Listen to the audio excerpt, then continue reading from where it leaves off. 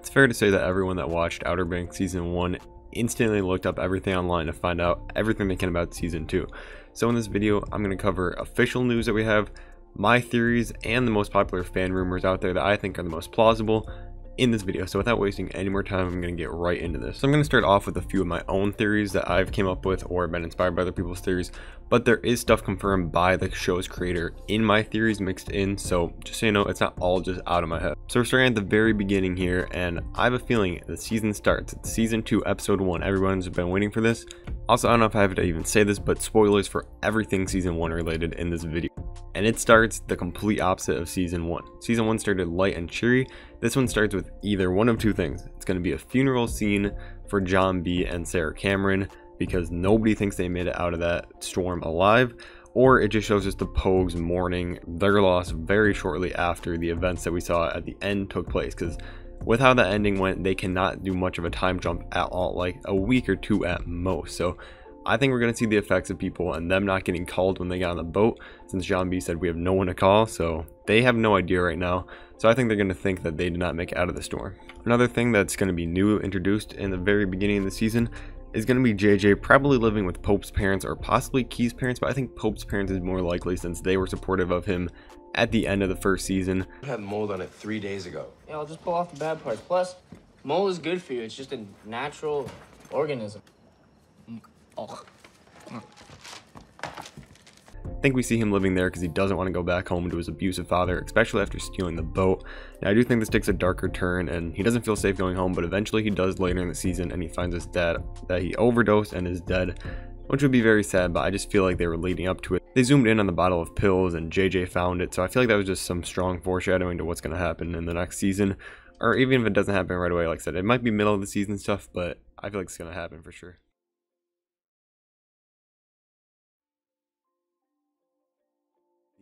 Cut to the Bahamas, and I feel like we're going to be, like I said, probably a week or two ahead, and it's going to be John B and Sarah Cameron just working some jobs. I think some random jobs they found on the beaches or wherever in the Bahamas, just so they can get enough money to afford to go back or buy some stuff to contact the others, because they have absolutely nothing on them besides the gold. So they will have some money. So will they be working 100%? I don't know, but it's going to be hard to get that gold turned into cash without getting a price on your head or someone chasing them down like happened in Season 1. And the reason I say that they're saving up or going to use that money to go back to the Outer Banks is because of my next 2 points here.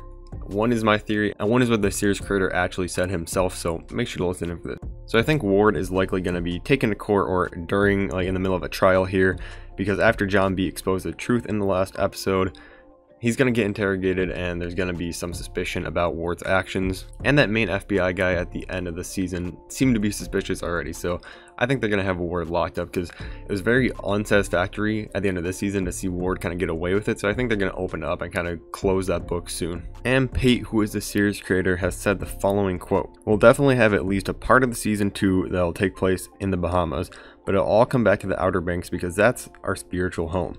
So we'll get back to the Outer Banks pretty quickly, I'm sure, but there will definitely be an episode or two that has some Bahamas in it. So that's why I think they have to lock up Ward pretty soon, and that's going to be the way that Sarah and John B get to go back, because they're probably going to spend the money, get some phones or some communication back home, and then they're going to find out they are safe to come home. John B is not going to be a wanted man anymore, and that's why they're going to go back. And he said they're only going to be there for 1 or 2 episodes, which felt like a lot giving away, but I'm sure maybe when they go back, they'll get the squad and maybe bring the rest of the Pogues to the Bahamas to look for the gold. Thanks for watching. Who knows? Also, I just want to throw in quickly, last time I asked for 35 likes and we blew that goal away, so if we can get 50 on this video, it'd be really appreciated. It only takes 1 second of your time, and it really helps smaller channels grow, so just leave a like real quick, and thanks for watching. Now, before we leave the Bahamas entirely, I do have one last theory about that, and I really do not think that plane made it. It was on the short runway, it was way too heavy, and you never heard anything from the pilot again. Now, I know that wasn't the main focus at the end of the episode, but I think that crashed, and it's going to be the opposite of Season 1. So Season 1, everyone was looking for the shipwreck underwater, the gold, and it ended up being on land. So now they're going to think that Ward had it somewhere on land, stashed somewhere with some group on land in the Bahamas, but the plane actually crashed, and now it's going to be back underwater for real this time, and it's going to be the last place they look. I think that would just be a natural successor to keep the gold chase going and kind of flipping the script a little bit. Now, they might try to hide it a little bit more, but I feel like this is a very likely scenario here. And this is something that probably won't be happening in the first or second episode, but I think Rafe and Barry will be very, very major players in this next season. Barry has info that could absolutely ruin Rafe's life with the info that he shot Peterkin. So I think it's very likely that Rafe gets deeper in the drug dealing life, or I mean, it could get even worse. We could see Rafe hitting licks for Barry just so he gets his innocence saved and Barry doesn't snitch on him and send him to jail, probably for life for shooting a police officer.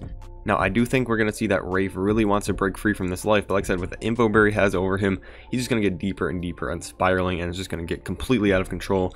And now that Ward is locked up, I think Rafe could be the next runner-up in the family that keeps taking this life of that he's just trying to keep all these hidden things together, and it slowly starts to crumble. I think we're going to see Rafe take that over from Ward if Ward does get locked up. Promise me nothing's happening between you guys.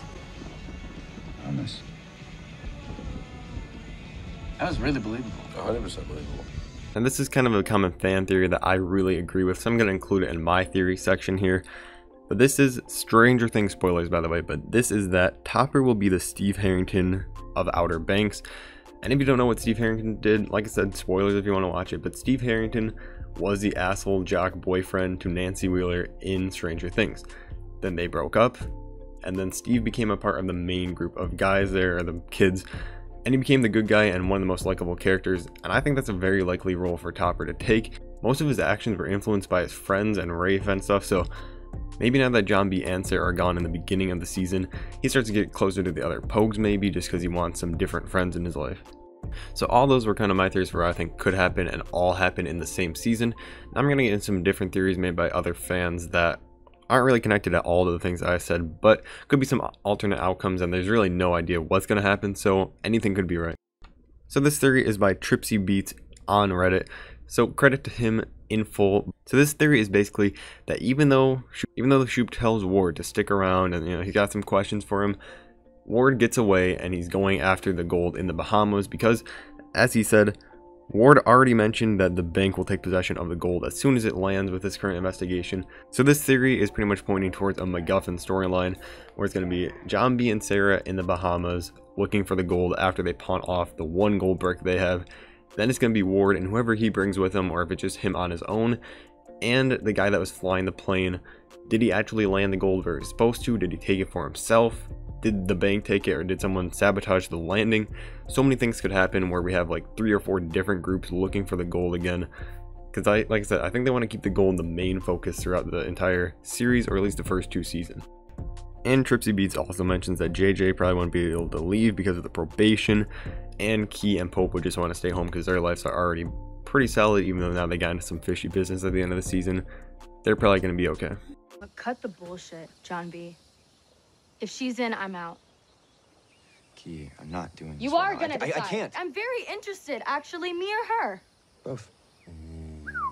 Live for Hail Mary. So this next theory is from Nawash Rose on Reddit. I completely butchered that name, I'm sure, but let's get it. So in their theory, they think the men who rescued John B and Sarah from the water were lying to them because they were a little too nice and polite. They think the people on the boat will try to contact the authorities and get the $25,000 for John B, which I think is very likely because it does make sense. They're at sea on this freighter ship and stuff. They would know about this huge thing that was happening in the surrounding lands, and obviously when there's a missing boat with a high priority target here for the police and FBI, they would probably know that there was a missing person in the water. So it's very likely that these guys do know. Whether they turn him in or not, I'm not sure, but it is likely they try to turn him in. Then, as the rest of their theory says, that they think John B and Sarah will have to plan a getaway then, and it might end up in them getting separated, and John B ends up getting back to the Outer Banks and letting everyone know. He clears his name, gets Ward in jail, finds Wheezy and the rest of the Pogues and everything, and then they have to go out and look for Sarah, and Sarah becomes the thing that they have to find this season along with the gold. Throw a rock at it. What? That's a really good idea, actually. Let the axe murderer know that we're here. Now, the reason I think this is a very plausible theory is because, like I said, it is very likely that they know that there's this huge bounty, 25K from just the local police. Who knows if there's more now that the FBI were involved for John B. So it's very likely they would know that. Also, I don't think they want to take the route of Sarah and John B breaking up, but everything is a little bit too like picture perfect Romeo and Juliet before the ending of Romeo and Juliet, obviously, but it's a little bit too perfect of a love story now. So instead of having them break up, they could have them be separated and trying to find each other for a while. which there's not really much to expand on this next theory, but I just want to throw it out there because it is a very popular one right now, is that John B's mom will make a comeback. With all the news going around about John B and this huge like island lockdown that's happening, it's very likely that if she has any sort of TV or anything, she could find out about it, and John B's mom does come into play at some point in the season. Whether it's a big role or not, she'll probably be there. Either that or his uncle gets an appearance, because we know he's still there. Now, I know everyone wants JJ and Kiara to get together, but I honestly don't think that's going to happen. I think it's too predictable, and they kind of had the predictable storyline with John B and Sarah go through, so I think this one they're going to keep either Kiara and Pope together, or even if they break up, I think JJ is going to get a new character introduced. That's going to be the love interest, and whether she's good or bad in the end, we'll have to find out, but I do think it's just going to be a brand new character. Need your son. Yeah, and Ivan rules. Day after hurricane's a free day. Who the hell made that? Pentagon, I think. We have security clearance. I have a... So those are some of my absolute favorite theories. Let me know what your favorite theory is, because there's so many different things that could happen. Any one of us could be right, so make sure to leave a comment with your favorite theory of yours, and I will see you guys in the next one. I'm going to be ranking every single episode of Outer Banks. Is going to be my next OBX related video, so that's coming soon.